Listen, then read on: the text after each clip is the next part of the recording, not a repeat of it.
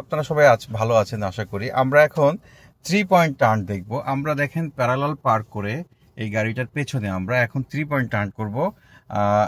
আমরা এখন দেখাবো কিভাবে 3 পয়েন্ট টার্ন করতে হয়। একটু প্লিজ 3 পয়েন্ট টার্ন করবেন। প্রথমে আমরা যেহেতু রিভার্স করতে যাচ্ছি, কারণ গাড়িটা একটা নির্ধারিত যে সেফ ডিস্টেন্স সেটি ছিল না। তো প্রথমে আমরা ড্রাইভে দিয়েছি, ড্রাইভে দিয়ে পুরোটা লেফটে ঘুরিয়ে সামনে পেছনে দেখে যে এক ব্লকে গাড়ি আছে কিনা দেখুন। আমি একটু দেখানোর চেষ্টা করছি। প্রথমে আমরা কি করছি, গাড়িটাকে সোজাসুজি বা 90% সোজা করে ফেললাম। সোজা করার পরে কি হচ্ছে, এবার গাড়িটা পেছনের দিকে যাবে। গাড়িটা আস্তে আস্তে পেছন দিকে যাবে। এই যে পেছন দিকে যাচ্ছে, দেখুন, দেখতেই পাচ্ছেন। এই যে গাড়িটা রাস্তার ঠিক মাঝামাঝি আসবে।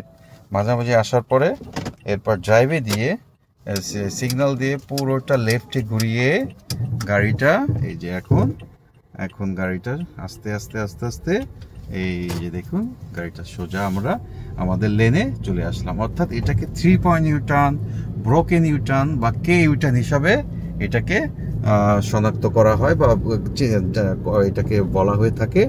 তো আপনারা বুঝতেই পারলেন যে 3 পয়েন্ট টার্ন করতে কিভাবে করতে হবে। তো এই জিনিসটা আপনাদের দেখানোর জন্য বা বোঝানোর জন্য আমাদের এই ভিডিওটা। সবাই ভালো থাকবেন, ধন্যবাদ।